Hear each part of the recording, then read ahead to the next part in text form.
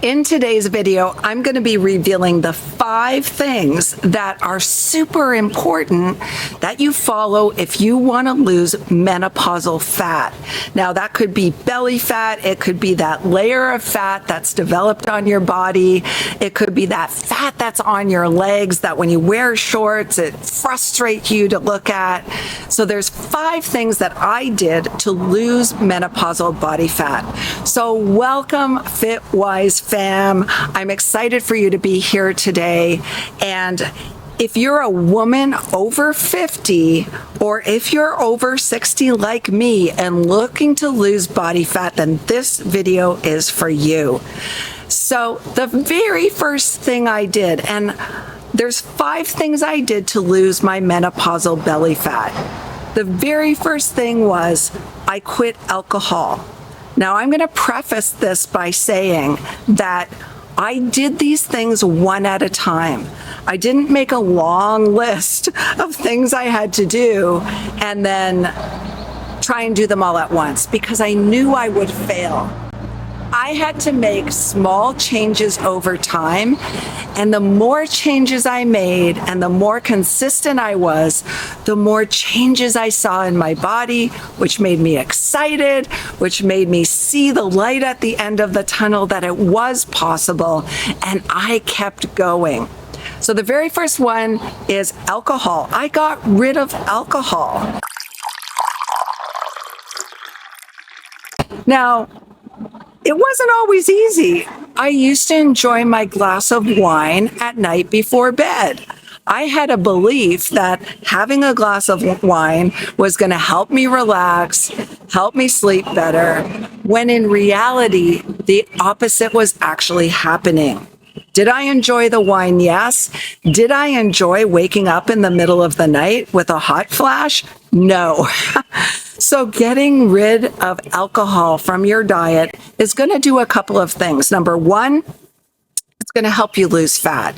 You're going to sleep better so that your cortisol levels are more stable. They're not high because your body's stressed. We need sleep so that we don't have stress in our bodies, or we have less stress in our bodies, and we can actually start to release fat because our cortisol levels aren't through the roof. The other thing it's going to do is it's going to help you with your calorie intake. I didn't realize how many extra calories I was eating in a day just by drinking them.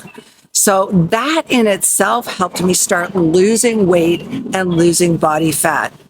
And lastly, with respect to alcohol, a study came out recently where they showed that alcohol in menopausal women is really detrimental for our health. It creates a thickening in our breast tissue, and when our breast tissues thicken, the incidence of breast cancer can actually be higher.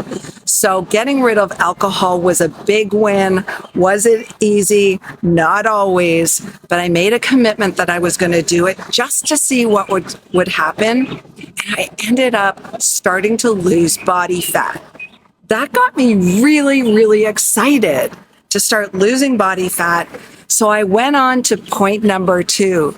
And point number 2 was getting rid of white flour. White flour is in many breads, many pastas, many sort of desserts and donuts and buns and all kinds of things. Now, why did I get rid of white flour?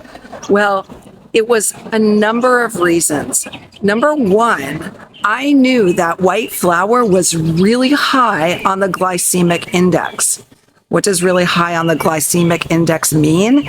It means that your body will process it faster and your insulin will spike faster to deal with the white flour being turned into sugar in your body. When we get an insulin spike, or if we have insulin resistance, which many menopausal women do, then we end up storing more fat. The other thing that was happening with white flour, and let me tell you, I'm a baker. I bake sourdough bread to die for. My husband loves it, but he wasn't having the reactions that I was having to it. When I would eat white bread or even sourdough bread, my belly would swell. In fact, one day I looked at myself in the mirror and it looked like I was pregnant. I had this big belly and I was having a reaction to the white flour, and my pants were tight. I had a muffin top and I did not like the way I looked. So instead, I swapped white flour for whole grains. Now, I still don't eat a lot of grain-based products. I just find that my belly swells when I do. But by switching over to a more whole grain, that's lower on the glycemic index. And what'll happen is your body will not have that massive spike in insulin, and then you won't store as much fat. It's a much slower process. So if you are getting rid of white flour and you want to wean yourself off of bread and pasta, like I did, then make sure you start incorporating whole grains into your diet. Number 3, this one wasn't hard for me because I don't have a sweet tooth. So I got rid of sugar for the same reasons that I got rid of flour. So sugar in our diets can cause a massive insulin response. And a massive insulin response means that our body isn't going to deal with it well, especially if we have insulin resistance, and we're going to end up storing that as fat.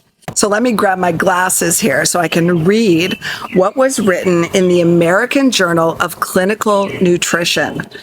So high blood sugar levels and insulin resistance are linked to more severe menopausal symptoms. More severe. That means more hot flashes.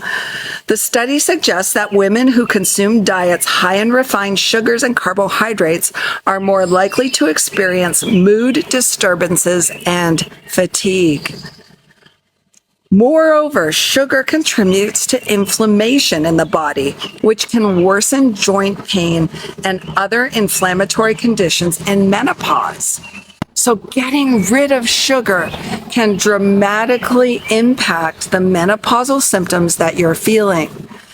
The other thing it can do is it's going to help with that fat loss because you're not going to be dealing with this sugar spike and insulin resistance or insulin spike that causes fat storage. Okay, we're getting to the end here.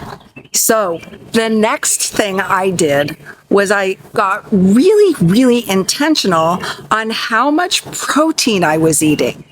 Protein is the building blocks of muscle.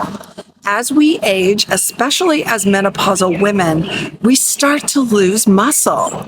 And we do not want that to happen. We want to take every step we possibly can to preserve our muscle. In fact, I've proven that I can even grow muscle after 60. So what does enough protein look like? Well, the rule of thumb, if you're looking to preserve or increase muscle, especially if you're exercising and weight training, which I'll talk about in another video, is 1 gram of protein per 1 pound of. If you are 150 pounds or more, then aim for 150 grams of protein. That will be sufficient. So why protein? It's filled with amino acids and all the building blocks we need to preserve and build muscle. Also, it's a very dense kind of food, meaning when you eat protein, you're going to feel satisfied. Have any of you ever sat down to a bowl of spaghetti and you eat it all up, and then a half an hour to an hour later, you're hungry again? I know that would happen to me all the time, especially if it was my last meal of the day. If I had a high carb meal at night, I would wake up in the morning starving, and I'd end up overeating all day long. When you focus on protein, you're not going to have that happen. The other thing that protein will do for you is it's going to not give you an insulin response. So that means that your insulin levels will stay really stable, and you'll be less likely to store that fat.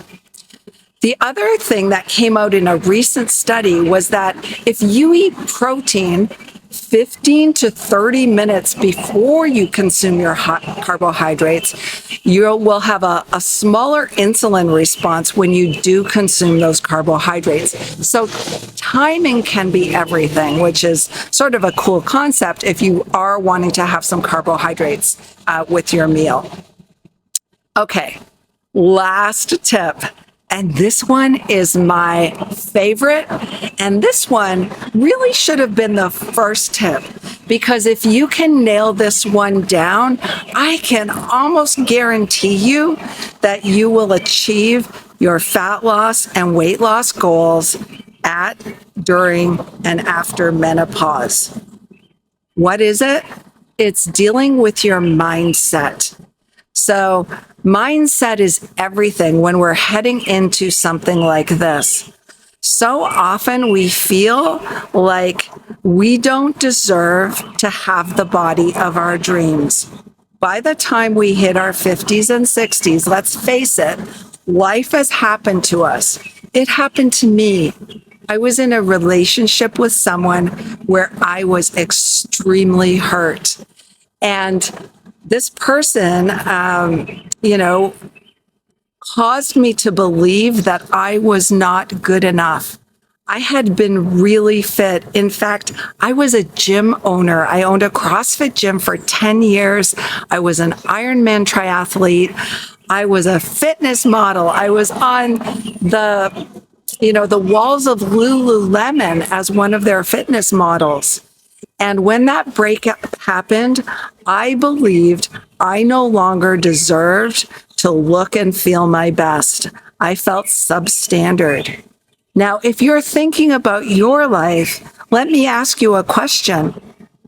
What are the things that have happened to you over the last 50 to 60 years that have caused you to believe you're not good enough? You don't deserve to look your best. You don't deserve to feel your best. You don't deserve to take the time and the energy required to get in the best shape of your life. Take a look at them and let them go. One of the things that I did is I wrote all those things down that were self-limiting beliefs. They were stories I was telling myself. They weren't true. I wrote them down and I threw them in the fire, in our fire pit in the backyard, and I let them go. And from that moment on, I focused on my nutrition, making changes. It was not always perfect. I slipped up every now and then. But when I slipped up, I decided to tell myself I was good enough and I was no longer going to let those events from my past dictate the rest of my life and the way it was going to look. It's important to me to feel energetic and healthy and good. I'm with a wonderful partner now. I want to be energetic for him. We do a ton of outdoor activities. I want to be here for my grandkids and be that grandma that chases them around and has fun with them. And the only way I'm going to do that long term is by taking absolute care of myself. So I hope this video inspires you today to check in your mindset and start making some changes one by one. I know you can. Drop in the comments if you're in. Drop in the comments if you have challenges, and I'll come back in and answer them for you. And if you found this video helpful, do me a favor, subscribe to the channel, hit the bell button. It helps me get the word out to more women like us. So thanks for watching FitWise Women. I will be back again with more tips.